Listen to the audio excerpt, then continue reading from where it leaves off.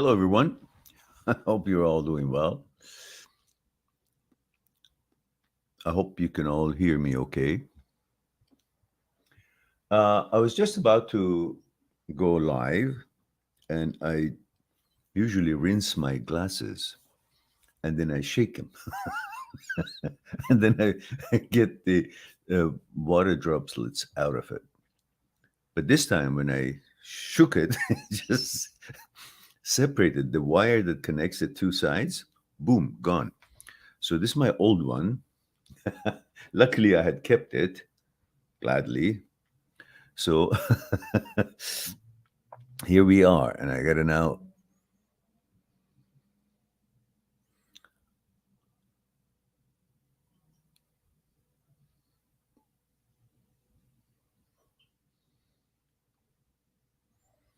All right, sorry about that.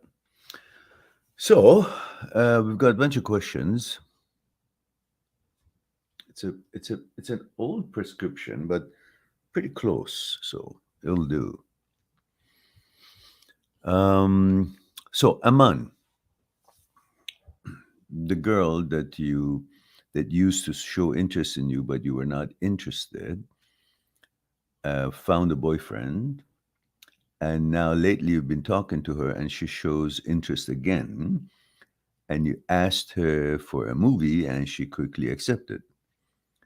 Why are you so focused on because she's showing interest, you're not interested? Because she quickly accepted, you're now wondering. And now you're questioning what if her boyfriend knows or not?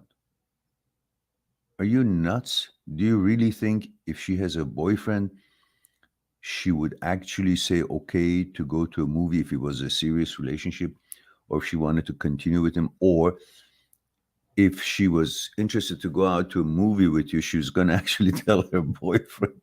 So the easiest thing is this, and you say you feel you don't want to do that, steal somebody's girlfriend. It's not your decision; it's her decision, and I appreciate um, your sense of responsibility not to do that, but to make yourself comfortable. Always, as a habit, you ask a girl, "Are you in a relationship?" Before you ask them out. Now that you have already asked her out and she said yes, it pretty much means she's not really that serious. But to be sure and to make it comfortable for now and the future, and you're conscious, and so you just simply ask her, are you still in a relationship? Or are you in a relationship? And then if she says no, then don't probe her like, are you sure? But who's that? Don't.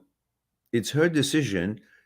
And maybe she wants to separate. Maybe she has already.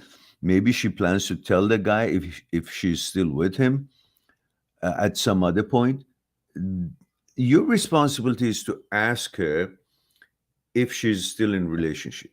And if the answer is no, then you've got no other reason to probe it. Leave it up to her. It's her decision, is her challenge, and her own way of dealing with it, and that's the end of it. But you do, as a habit, should be asking a girl first, are you in a relationship? Just that's the way we all should do. So we don't interfere with other people's lives, but at the same time, um, she would refuse if she was, in a relationship perhaps, or didn't want to, um, you know, uh, advance to a different opportunity. But I would prefer, like I always do, if I like a girl and I see she's interested in me, and before I go any further than, a few discussions here and there, when it gets a little bit of a hint of romanticism, I ask her, or when it becomes a little bit more, I ask her. And then you're free to go as far as your conscience is clear. And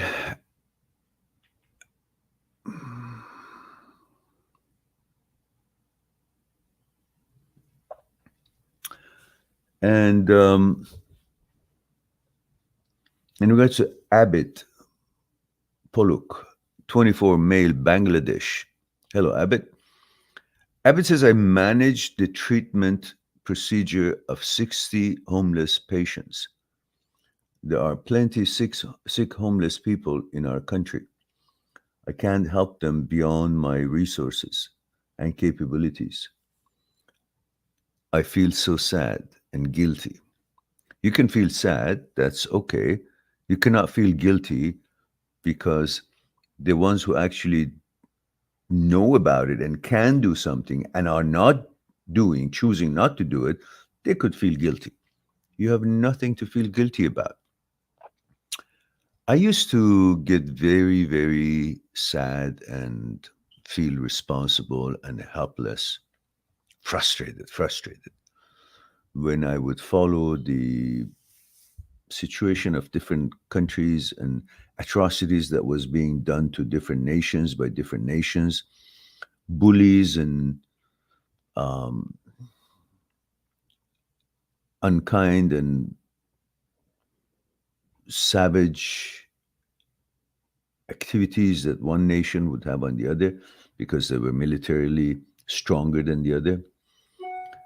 I used to get very frustrated when I would follow the events of life, of the world, and knew what is happening to innocent people, and the justice was not being served, and United Nations would look the other way and nothing. It was really taking a toll on me.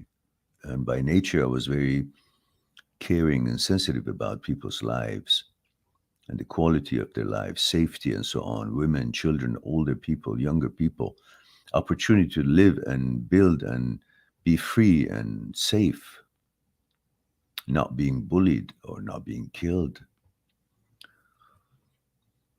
Then eventually, it was draining me seriously. Eventually, I came to a conclusion that my nature is being a protector. My nature is being someone who cares about other people's well being.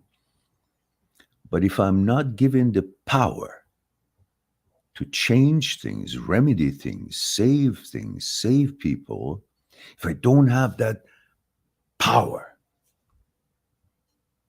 if I don't have the authority to change things, I can't have the responsibility. I can be sad, but I cannot feel frustrated or guilty or feel the responsibility of it on my shoulder because I'm not given the authority and the power to do something about it. If I don't have the power to fix it, I can't be responsible for it in these sort of situations that we're talking about. So you can observe, you can do whatever you can if it's possible for you to do so, but you cannot feel guilty whatsoever. We are not gods. We are human beings, and our capacity is not as what a god's capacity would be. So, expecting from yourself that kind of a reaction or that kind of a responsibility and power and duty, it's unreasonable and unrealistic. That is somewhat borderline egoistic because you're a human being. You don't have any more power than you think you have. So you can only do with whatever you have. So the fact that you've helped that many people, it's a feather in your cap.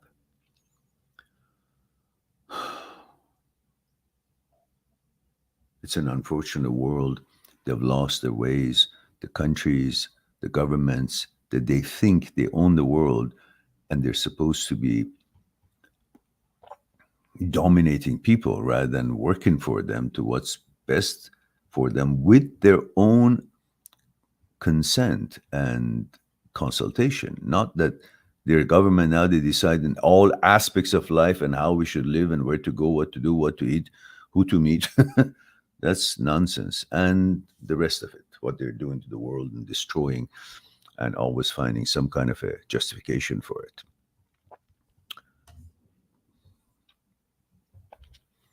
Seb2311 says, how do you deal with setbacks?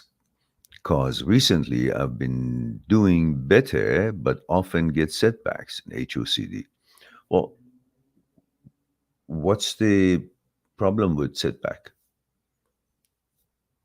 With the core of the thing that you've understood and you've been managing, as you said, you've been doing good because you understood that this is a fictitious and it's a malfunction in the signaling system of the brain.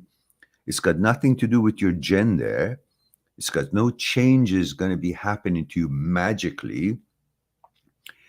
You have understood, studied, and realized that this is a malfunction. This is a disorder.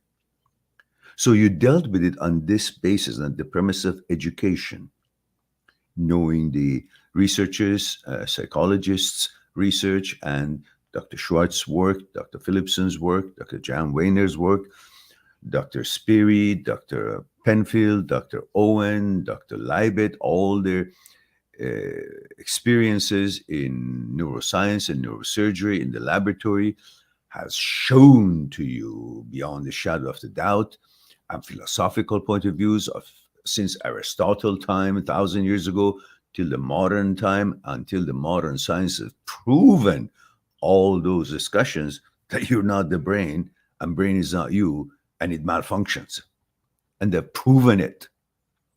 So on that basis you manage it. So setback is the same as the beginning, which means both are manageable the same way you managed this first time. You manage it already, so you know, based on your knowledge, this whole thing is a bullshit. But the brain cannot understand because brain lives in virtual world, and the thought, which is the base of all its understanding, when it hits it and it has a glitch to stay on that thought and believe that thought, which is a problem. Thoughts are dime a dozen, 80, 90,000 thoughts a day comes in. A problem starts when you believe the thought, which is a glitch in the brain that allows a thought to turn into a belief. Just like many people believe in many things without any evidence of any sort, it just becomes a belief. You know, for example, religiosity OCD is when you believe anything to do with believing something has pretty much to do with the neurotransmitters, certain neurotransmitters, the real estate of the brain, the neurons, and the part of the brain that is involved, plus the gene called VMAT2, VMAT2 gene, plus all the other components which I mentioned, the neurotransmitters and the real estate of the brain, where it's involved um, in that action, in that reaction, in that um, um, process, causes a belief to take place.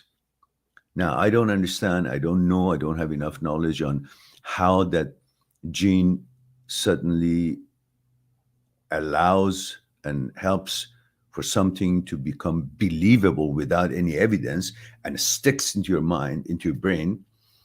But nevertheless, this whole business is about believing a thought.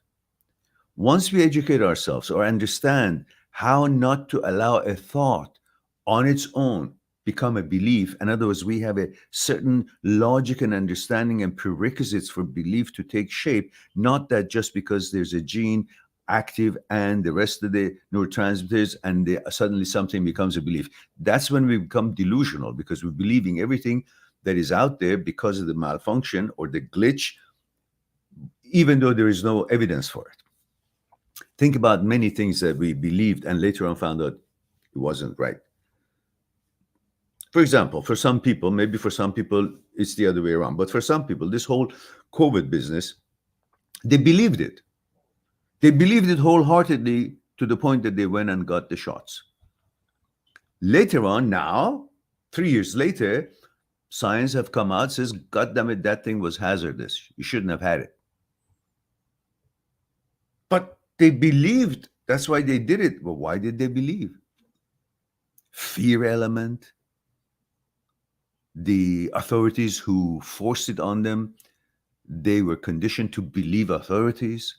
The many things were involved to trigger that whole premise to allow a thought or an idea, a suggestion that was being uttered to them to turn into belief.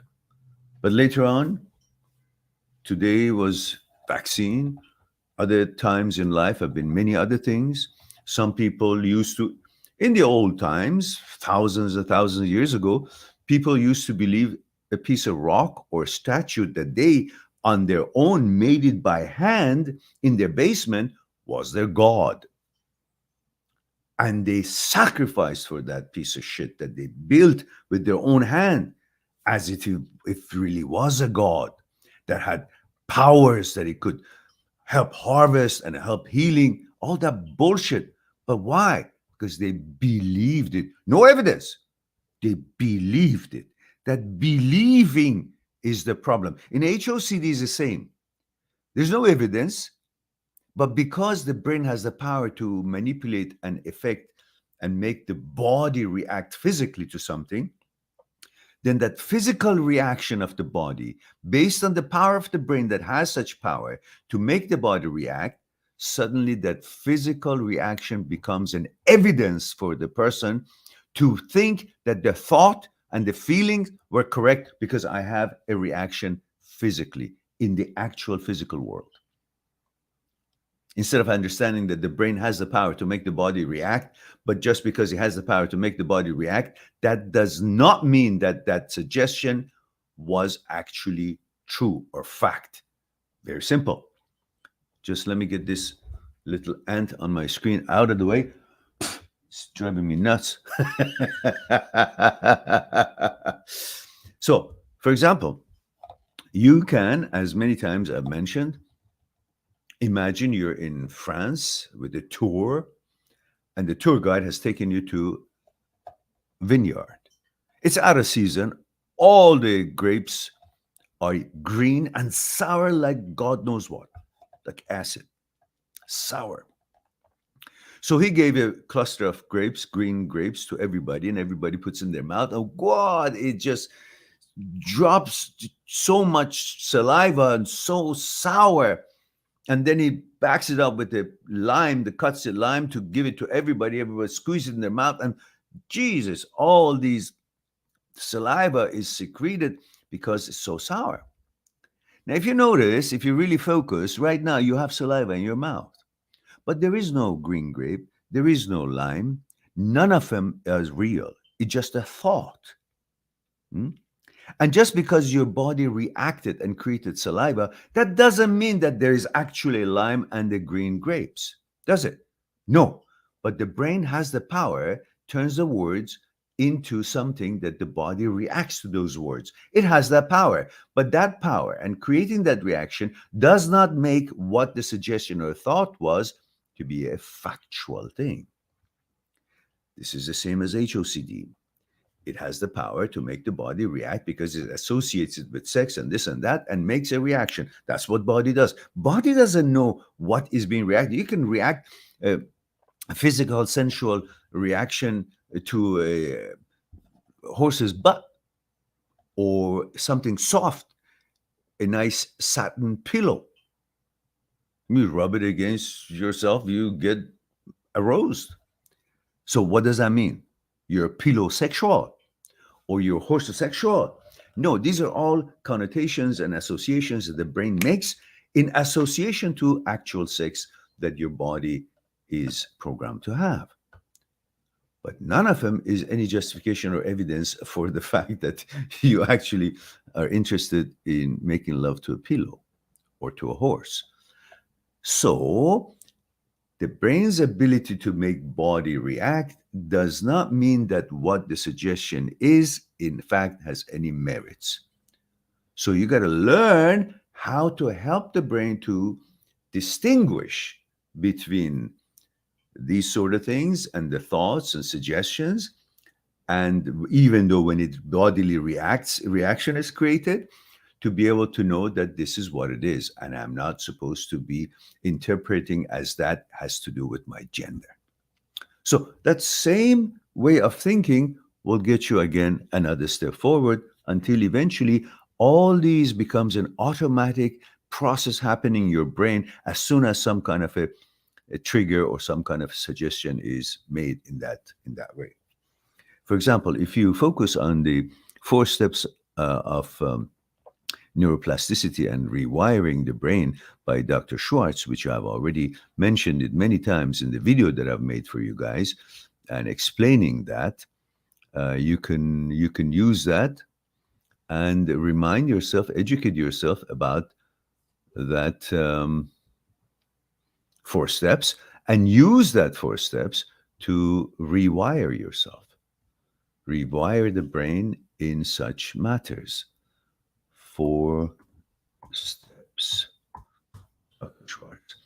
There's the video for it that I have explained what Dr. Schwartz has explained in his own video.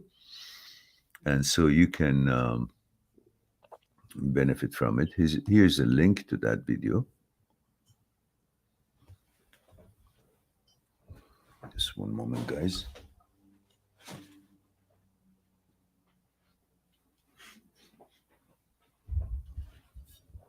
All right.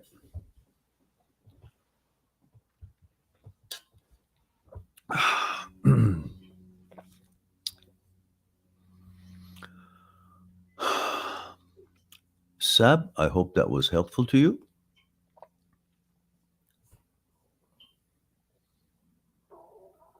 Shelby is here, says 15 male Poland. Says, can you discover you are bi through HCC? No, just again, you're going somewhere using some kind of a glitch and buying into all the other suggestions out there instead of learning about the glitch and how to rewire yourself, and then you're putting a label on it, and therefore you believe that, and on that belief you end up being it. Why would you believe something just because a suggestion is made to you, instead of finding out that the reason that there's such suggestions in your brain because there's a malfunction in the signaling system of the brain, and then find out how to deal with it, as we have discussed it many times here, Shelby.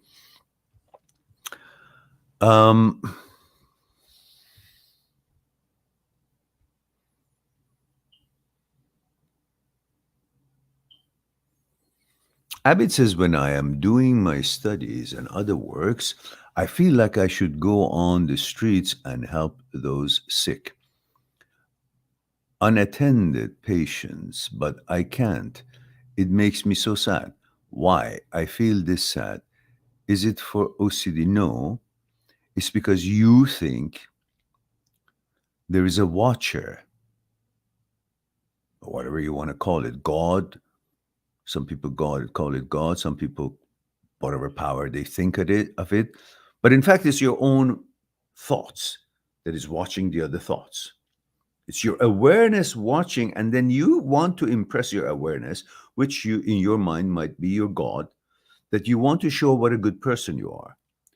Because somehow you're trying so hard to prove or live up to your own expectation that you're such a good, upstanding person, that you're a good human being. And from that position of being a good human being and trying to prove that by your actions, you expect favors from God. In other words, while you're a good person, you actually care about people. At the same time, you want it to be recognized by the watcher. And then you want to get favors and assurances, psychological security for your journey in this life. So nothing bad will happen to you or to your parents.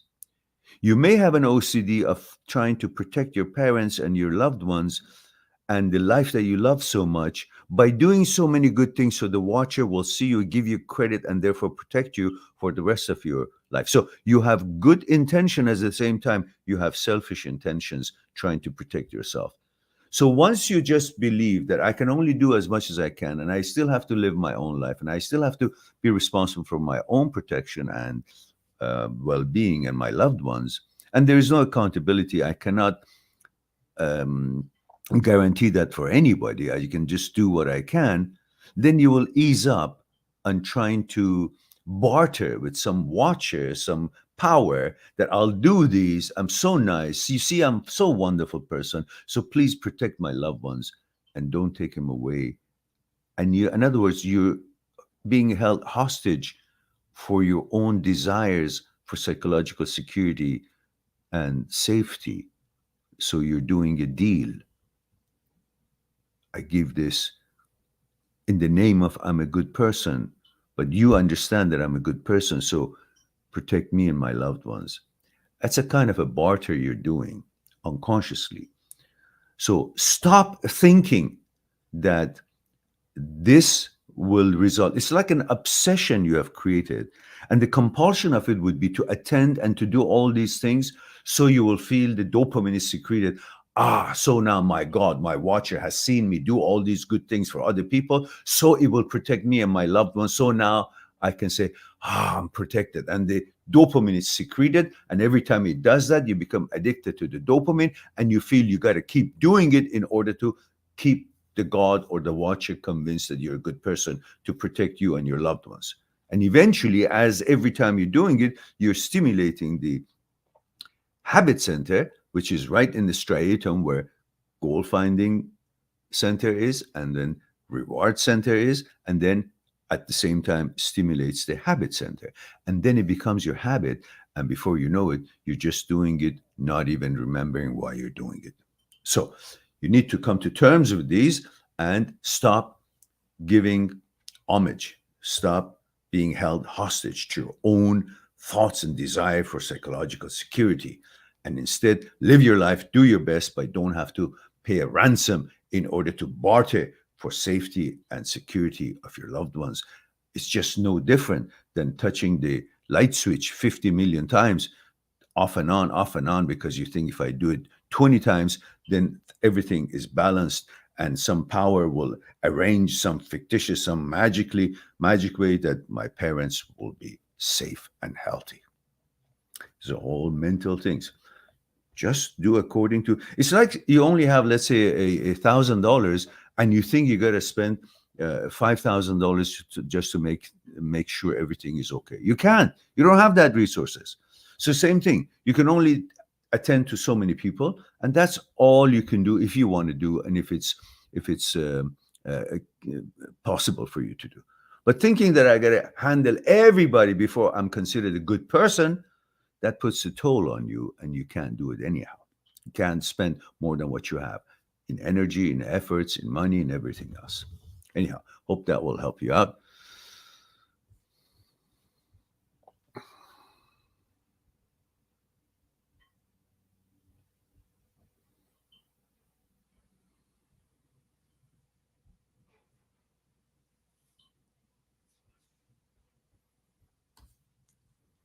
Leila Malik Muhammad, that's a Persian name. Says, hello, good day. Leila is here from Iran. Oh my goodness, from Iran. How could you get in?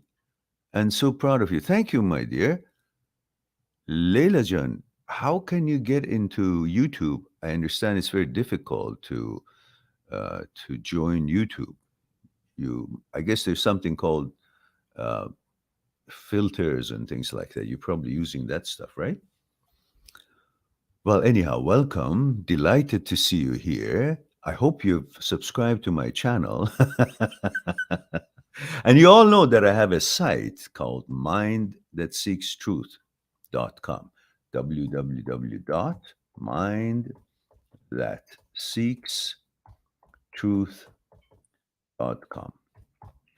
And on that site, you can go and either take a look at the sample of my books, a little sample chapter, or make an appointment with me to talk to me about your concerns and your issues. So we'll have a one-on-one on Skype in regards to what's concerning you. There is the link. And we have Percyball. Okay. So, sir, is it possible to feel false attraction without feeling anxious? Absolutely. Absolutely. Why not? I mean, you don't have to hate or be anxious or suffer to be proven that you're not having any gender change. It's not the hate that makes you to be sure that no, I am who I am. I'm not changing. No, you're not changing. These are malfunction in the brain. You got to understand that from in OCD in general, and then leads to many other types of OCD. There's amygdala that is responsible to send emotional danger signals. Like, for example, when there was dinosaurs coming after you a long time ago, then the amygdala, if you would hear it tweak in the jungle, you wouldn't wait to see what it is. Is it a dinosaur? Is it something fierce, fearful that is going to attack me? No, you would just get the signal that they heard something. Amygdala interprets it to a danger at that particular environment and moment, and you run. You're not waiting to see what it was. The same thing's happening now. It's sending you fictional, false, emotional danger signals. And you don't have time, or you don't want to wait to look for evidence, just like you wouldn't wait a million years ago to see if there's an actual dinosaur at your tail or not before you run. You would just run because you got a signal from amygdala that there's a danger coming. But amygdala makes mistakes, malfunctions, and overreacts and sends signals that are not there. Sends emotional danger signals which doesn't exist. And then, but you still, your body takes that order and reacts to it. And now that you have reacted while you're running, you actually believe there must be a dinosaur because I'm running. If there wasn't, I wouldn't be running. That's all is self evidence to you that there is something real. No.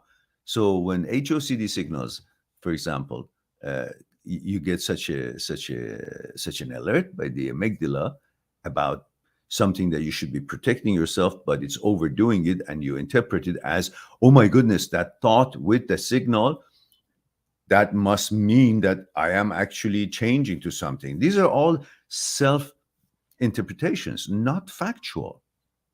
So if you rely on that, the fact that these are all mistaken interpretations because these are based on the fears that you have, things that you don't want, and that's what the amygdala is alerting you, and you're always worried about things that you don't want, and those things are the ones that are interpreted in your brain as a thought, and then you freak out.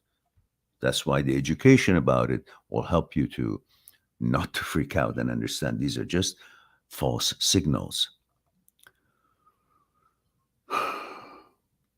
And in midbrain basal ganglia, there is a lever called caudate nucleus that is designed to shut down the intrusive thoughts. When it malfunctions, it doesn't do its job.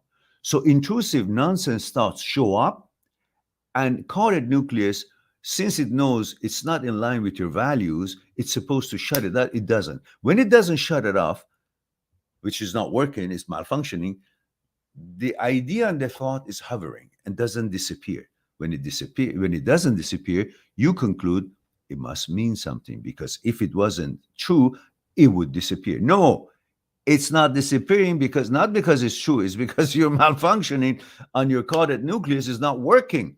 It's like automatic cars. When you're putting on the gas, it goes automatically changes gear. But when it's not working, it doesn't change gear. So when it doesn't change gear, you're not supposed to say, oh, it's supposed to be sounding like this. No, it's a mistake. So it just goes, doesn't change gear. It doesn't mean that it's a correct gear. It just means there's a malfunction in the automatic behavior and the program to shut down and change the gear. So in that way, you're supposed to actually grab onto the manual gear shift gearbox and put it in the gear. Same thing, when we malfunction in our brain and the signals don't come in, caudate nucleus is not working to shut down the intrusive thoughts, you're supposed to rewire and teach the brain how to relearn it and start getting back to the default setting. And these are why I put the 4 steps of Dr. Schwartz there, so you can read it and understand it, watch the video, and then you know how to deal with OCD thinkings and including HOCD and whatnot, and then rewire and reprogram your brain through neuroplasticity. All right.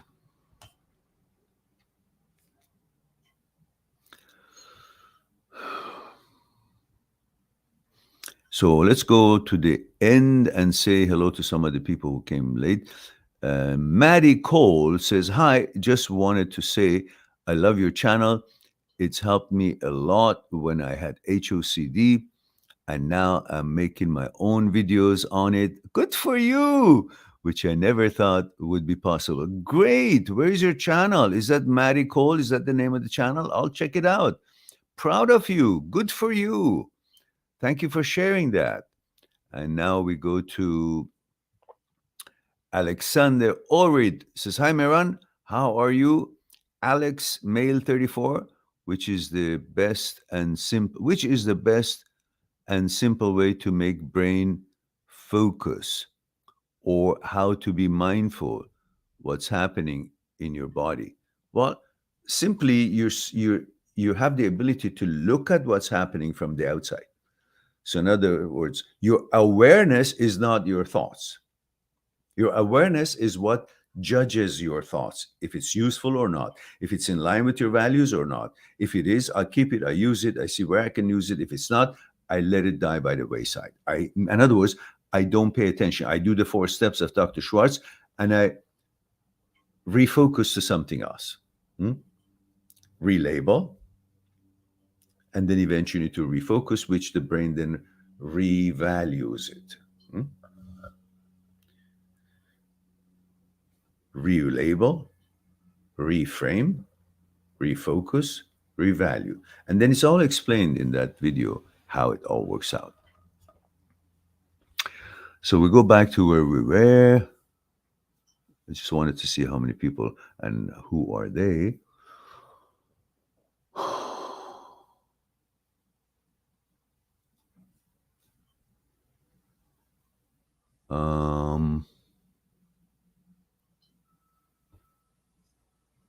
We answered Percival.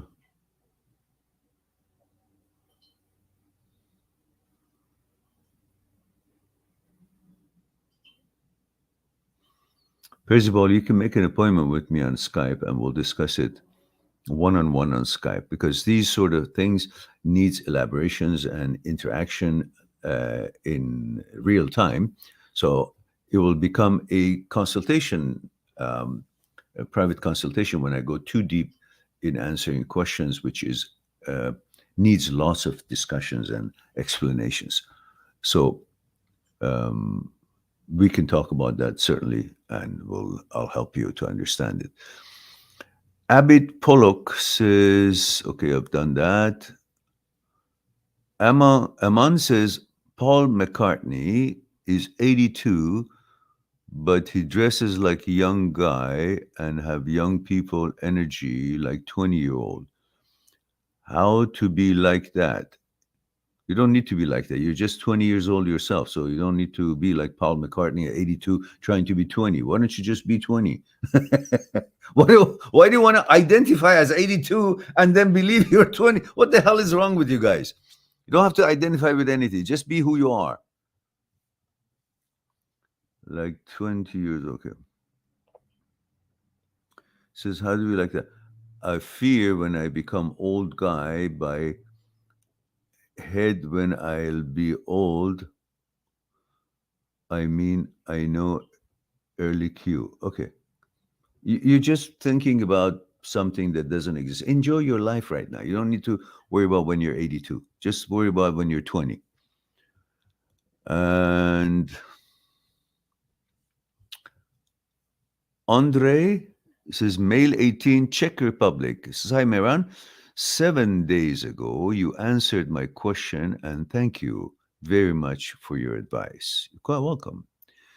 Andre says, do you think that if a girl who lives with her mother and has a bad relationship with her father, who is divorced from her mother, and thus she sees her mother as the head of the family, that she herself is more likely to get divorced in the future, have trouble trusting and being faithful to men, and have trouble establishing long-term relationship and marriage. Well, this is just like Andre, this is just like you saying, do you think a girl whose mother and father are together and lived together for a long time, and the father was the head of the family, and the traditional role of man and woman was observed, and they never got divorced, do you think that woman would be able to trust men and be a good woman and good wife, and then have a great life with her husband without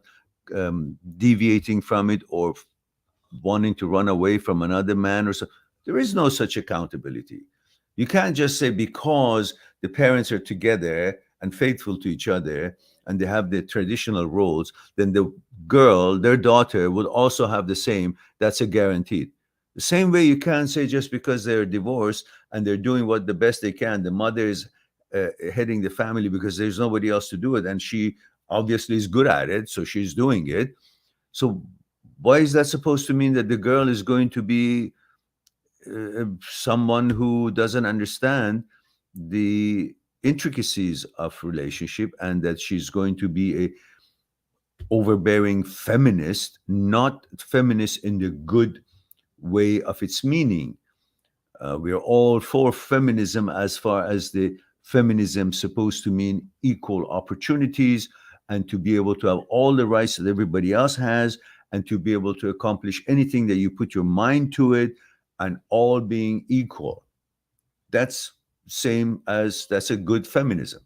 But the ones who think about they have no place for men, men are good for nothing, and that they can do anything that men can do, that's utter bullshit, because women cannot do everything that men can do, because we protect women. We go to wars. We die for them. We provide for them. We go hunting for them. We build structures. We build roads. We build railroads. When there's an earthquake, we go to help rescue. We do all the dangers. We do all the plumbings of the towns. We do all the difficult things. So we have a place in this world. So the women who start talking nonsense like this, that means they don't have any value for how important the woman is. Because by putting the men down doesn't make you valuable. Women are valuable by nature. We love them. We worship them. We want to protect them. The universe cannot go on without women. They have a very special and important place in this world. And instead of understanding themselves and respecting themselves, how special they are. They're the center of the family, center of everything that motivates a man to do. Instead, they want to bash men and say they can do anything that we can do. They can't. We're two different energies. There's so many things that women can do we cannot do, no matter what we think of ourselves. We're stupid if we think that way. And the women who think that way, they call that feminism. That's betrayal to humanity and to the camaraderie, to harmony between man and woman. They're destroying this world by trying to portray and fool themselves that they are just capable in everything as men are. No, we're all capable in different things. Women are doctors and lawyers and scientists and researchers and so on, and many of them are better than the men. And men are scientists and doctors and cooks and so on, and many of them are better than the woman. It has nothing to do with the judgment that the feminism puts into the place, and it's all nonsense. By degrading men, they think they can elevate themselves. No, why don't you elevate yourself, as I'm sure you can, by your speciality, how amazing women are. If you don't respect yourself, you can't gain respect by just putting the men down and you think, oh, that's the way I can become valuable. No, that means you're stupid. That's what I'm thinking about it. That's my vote. Oh my goodness, we have a super chat. That's unheard of. We don't get super chat. Once in a while, we out of the blue. Majid Buluri is here. Majid says, Salam Mehranjan. Thank you for your help. Your guidance has helped me meet the girl of my dreams. Oh my goodness. That's wonderful. Now engaged for 1 year. Oh, very good. Do you remember? Yes, I do. Yes, I do. You're still going to the gym, I hope. So I'm invited to the wedding. All right. All right. Now, Maddie says, what a lovely message. So true. Masculine and feminine are so complementary to each other. Yes, they are, Maddie. I believe that. I mean, we men, we adore women. We cannot do anything without women, and we do everything because of women. So the women who actually think by putting us down, they're elevating themselves.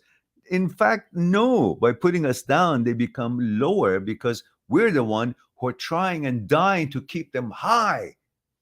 And if you knock us down, we can't hold you high. You'll be down on the ground just as you tried to put us down there. That's the way I think. And I feel the women have lost respect for men, not because men are so bad or worse than it was years ago, because the politicians are using women. They consider women stupid, which is very disrespectful, in my opinion. And they're trying to prey on them to get votes. They talk bullshit and nonsense just to give some big head to some stupid woman to create this bullshit definition of feminism to the extreme level that destroyed family units, that destroyed the romance, that destroyed all the chivalries, they destroyed everything that was beautiful about man and woman's relationship and that speciality of treatment for women. Nowadays, honestly, how many chivalries and respect do you see is extended to women every day? It's not like 100 years ago. When a woman would walk by, I remember when we were in school, just because it was a girl walking by, just because it was a mother or a woman walking by, when we were just doing trash talk with us, with each other, the boys, as soon as a woman would about meters away, we shut down. Why? There's a woman walking by. That's a respect to utter properly and be on your best behavior. They took all that away. None of it is there. Let her go first. She's special. Open the door for her. She's special. None of that shit anymore. That is a sign of disaster moving in. Hmm. And Majid sends us another another super chat. Says Meranjan, when do you come live these days? Usually I come live on Saturdays at 1 o'clock. Yesterday I came live, it was a Friday, at 11 a.m. and we had more people somehow because it hits India at a better time so they can join. And Europe was also able to join. And North America was. So I may be able to maybe, depends on when I wake up, because usually I go to the gym late. Like last night, I came back at 12 o'clock and I do heavier workout these days. So by the time I get home and it's late, it takes me a few hours, just prepare something to eat, the nutrition values that I need, and then want to do some work, and then want to do some maybe videos or some editing or some TikTok. I do lots of political stuff on TikTok, and then maybe relax, watch a movie. Before I know it's 4 or 5 o'clock in the morning. So usually I won't be able to be so bright and bushy tail in the morning, early morning. But I'm trying to change that because when I have a session early morning, more people can join us. We used to have lots of people, and nowadays we only have like today we have 17. I expected this channel to have like 1,000 or 2,000 participants in the live stream, but I don't know why we are still uh, invisible.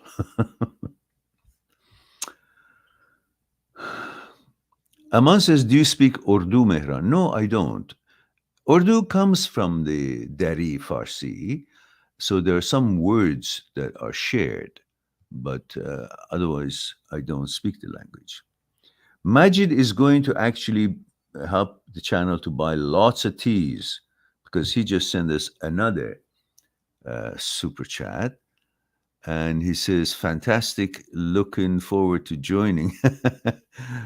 Plus, I would love you to come to the wedding if you're willing to come to London or Iran." You know, I haven't seen Iran for 43 years since I left in 1979. I was only 24 years old, and I haven't seen Iran yet again. And traveling and all that would have been fine. I would have loved to come to your wedding, but I'm not vaccinated. So, and I won't be vaccinated till death do me part. So, therefore, I don't think I can get, if I could fly, gee, I would be in Hawaii because I haven't gone anywhere for 3 years and I'm dying to see my adopted native land. I love Hawaii and I can't go there. For a long time, we couldn't even go from one end of Canada to the other end because this idiot prime minister had mandated that nobody can fly if you're not vaccinated. Now we can after so much pressure on this guy, but still, this country is going toward communism because of this idiot and another guy who is a minority leader of some other party, NDP party. So we're in trouble in this country for now until we get some decent government. Rich Ricardo Lee, am I butchering your name? Lee. Sorry about that. Ricardo says, "I'm a newcomer to your channel. Very much appreciate your thoughts and your perspective around separation and moving forward. My pleasure. Delighted that you shared that with me. I appreciate it. And welcome to the channel. Welcome to my lair," as Dr. Evil would say. So, who else?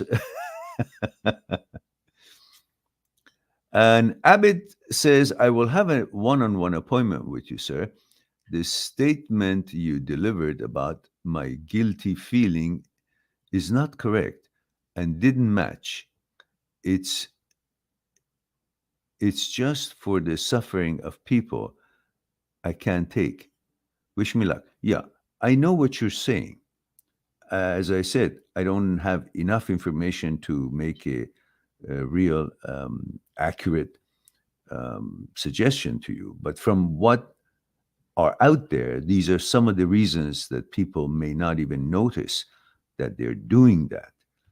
They may have it wrapped in a wonderful packaging of "I care about people," which definitely you do, because I know what you're saying.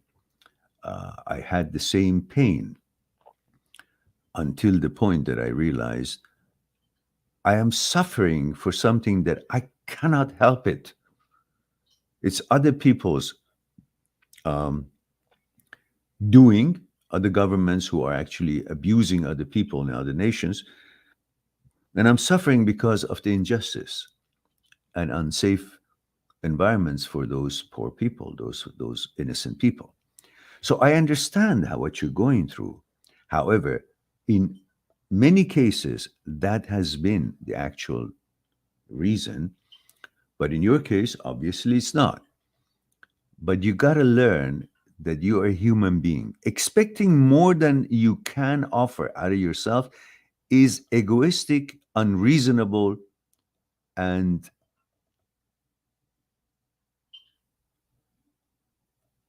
unrealistic. So you got to face the reality. You're a human being. Your capacity to feel sorrow is one thing, but why so much of sorrow you want to take?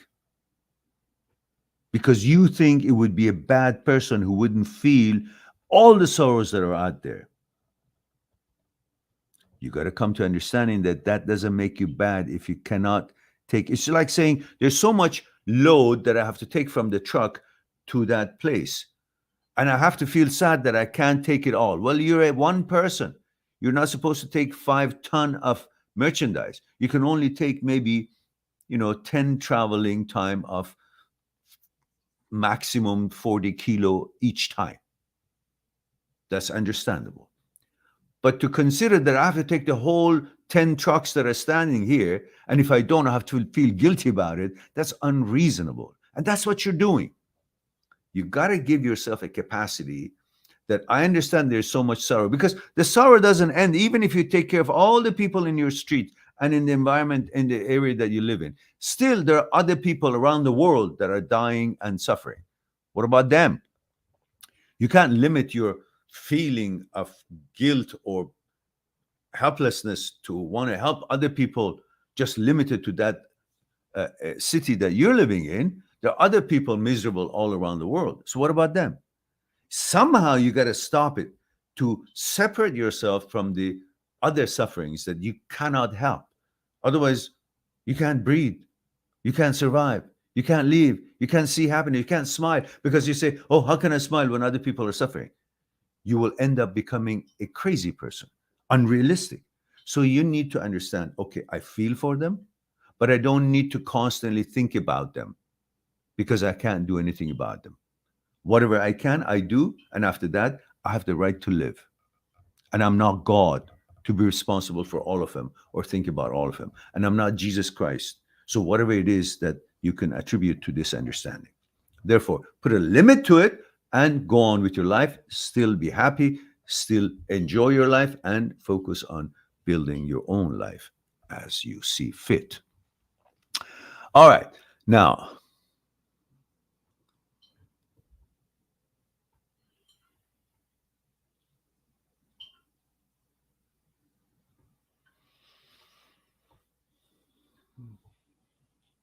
yeah, Seb, I did answer your question already in detail. So if you rewind, once this is uploaded again, you can watch it and you will find the answer. Princeton says, my favorite soup kitchen is open. Hi, Maran. Missed your live talk yesterday. How is it going over here, over there? Well, it's been a rough week. As you all know, I've been dealing with passing of my brother, and more concerned and worried about my mother, because she loved him very much, uh, so very much. So she's crying all the time. And so that has been on my mind. And so, but hopefully, I call my mother several times a day, since I cannot go see her in the care center, since no vaccinated people can go in. That's the president of this damn prime minister. So that's on my mind. So I'm trying to hire a psychotherapist or psychologist to go and visit mom in the care center to talk, because I can do that for my clients, but I'm not there. And on the phone, we can do so much. But it's always different when it comes from, a stranger specialist than your own son, because you still look at him as your child. But we talk a lot, and mom says that she feels better when we talk. And she says, you're the only one that when I talk, I don't cry. Otherwise, I'm always crying. I understand that. We share things about the university time and the memories with my brother. I talk with mom about it, and I make her laugh and things like that. And so it's a balanced discussions, and she feels better afterwards. But you know, these are the concerns that I have for her. It's very difficult, very difficult. Nothing is worse than losing your child um, when you yourself are still here. It's very, very hard. So thank you for asking, Princeton. And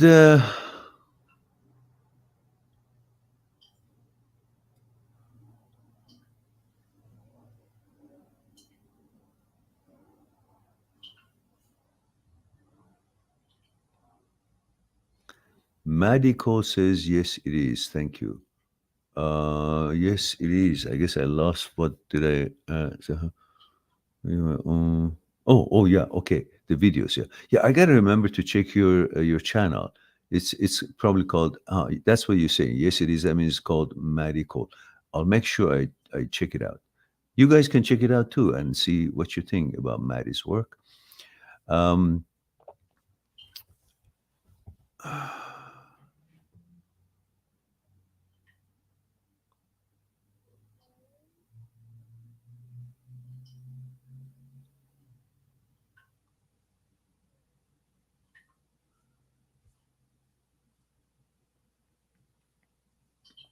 okay. So let's see where we go from here. Did I miss anyone? If I missed your question, please let me know because I jumped around a little bit just to see if I can just attend to the other questions as well.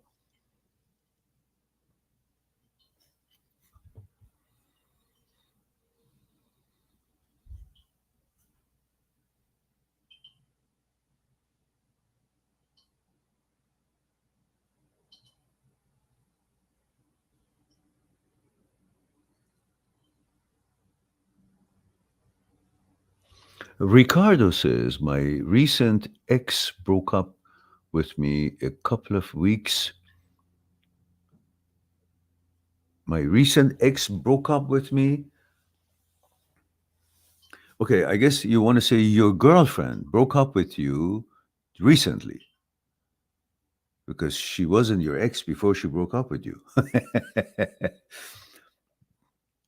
A couple of weeks ago, after we found out she was pregnant. Oh, okay. We have been trying for a baby, but I'm thinking she got very scared of losing her independence and autonomy. Okay. And how old are you? You said here?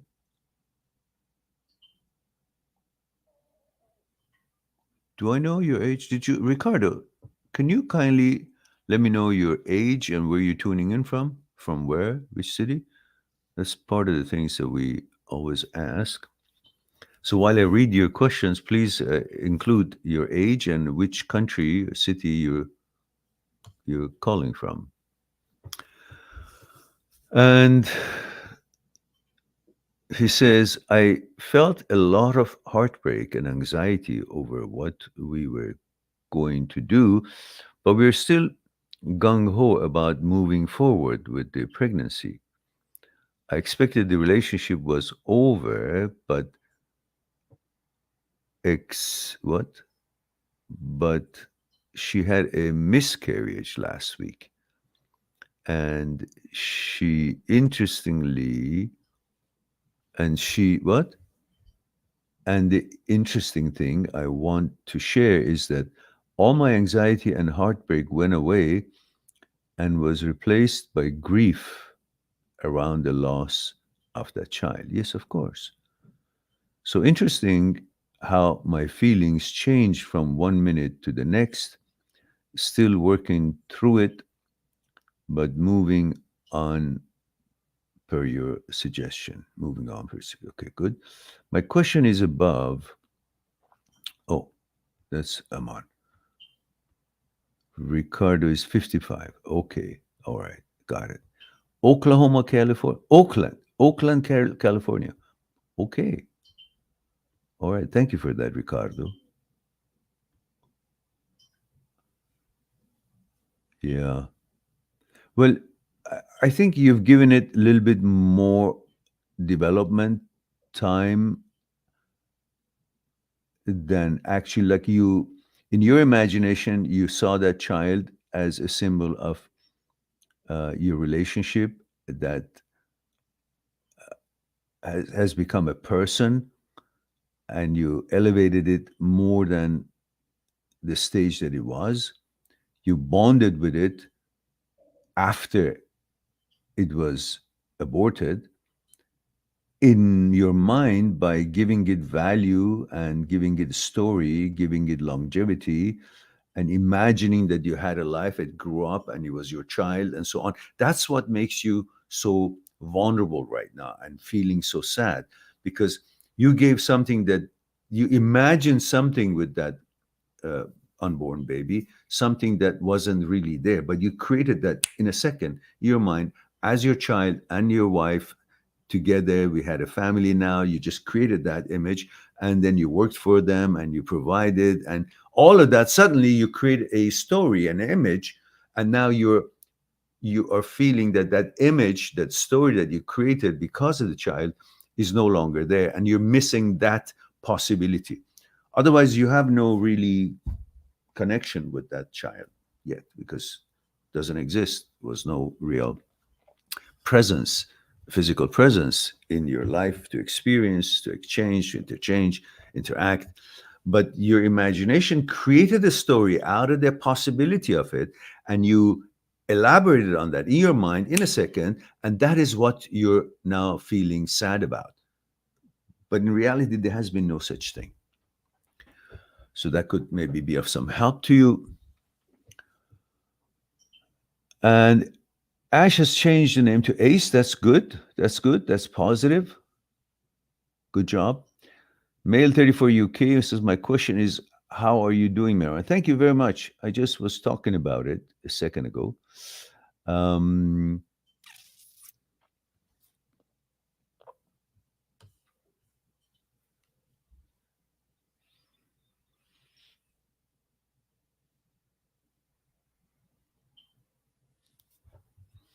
all right, guys, it's 1 hour and 13 minutes.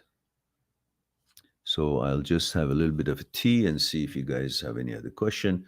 I try to hang around a little bit longer because it's Saturday. Usually we have once.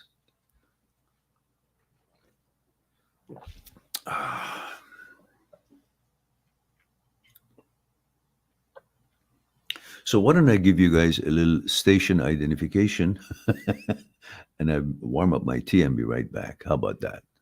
Is that all right? There we go. Subscribe on my channel, visit my channel, and go through the videos that you might be interested in. Mind@seekstruth.com is making it one step away to talk to me one-on-one on Skype and discuss what concerning you. I'll talk to you soon. Well, we too, like the iceberg, have 1,000 times bigger powers that is not visible, and we must. Why? Is it something we're rambling on and I expect you to accept it? Or is there actually another power within us? Would you come and help me out? Okay. What I want you to do is put your hands underneath my arms and just lift me up. There we go. Okay, now, that's my physical part, right? Same thing. Again, with that. Just want to see if there's any difference. Go ahead. Now, go ahead. Now, this, go ahead, when you're ready. Go ahead. So you see, this is different than what he was doing, and I'm not really doing anything. You convinced? Yeah. So are you guys convinced that there is something other than, thank you. Yeah, no Thank you very much.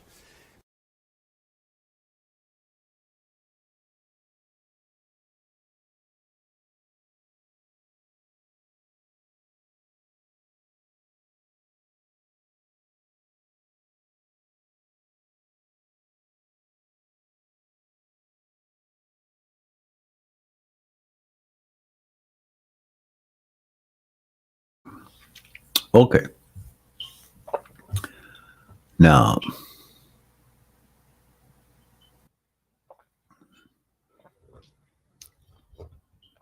all right. You guys need more time, so I can give you some other entertainment. There we go.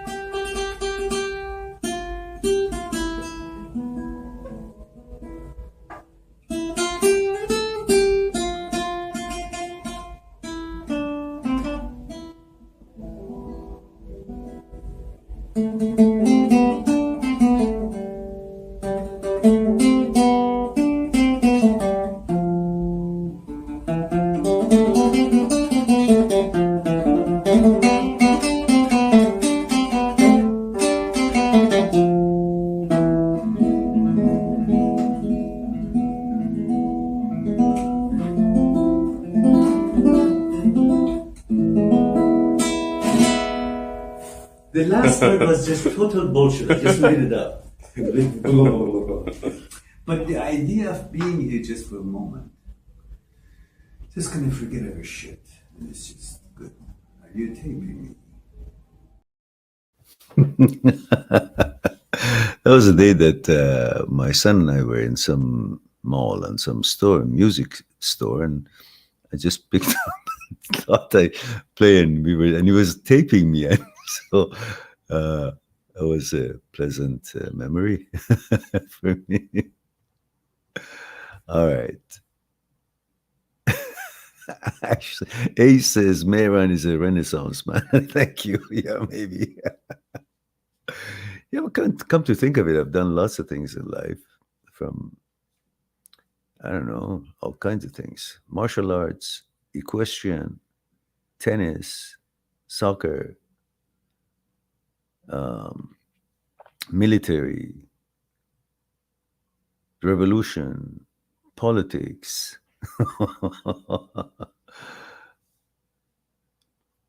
Yeah, it's been an eventful life.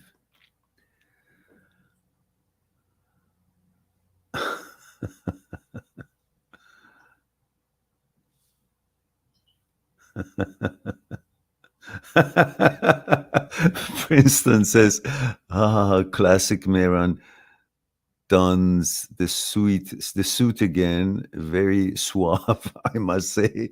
Says, reminds me of a bit of Zorro. I miss you in the suit. I gotta watch that to remember that part. Ace says, what? You've done woman too. Don't forget the wheel. Okay, thank you very much. Yeah. No, I won't forget that. That's for sure. I've cherished women. Yeah, not done women. All right, guys. It looks like that you guys are just here for entertainment, and the questions are finished. So it's time for me to say. And we didn't hear back from Maddie. So for the fear of getting copyrighted, I probably will delete that bit just to make sure. All right. This time for me to say I love you all. Thank you very much for being here and allowing me to share a thing or two with you. In the meantime, I look forward for the next live stream. In the meantime, be good to yourself, and to the others, I'll talk to you soon.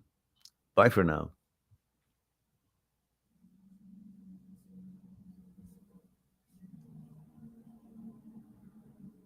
Subscribe on my channel, visit my channel, and go through the videos that you might be interested in. Mind@seekstruth.com is making it one step away to talk to me one-on-one on Skype and discuss what's concerning you. I'll talk to you soon.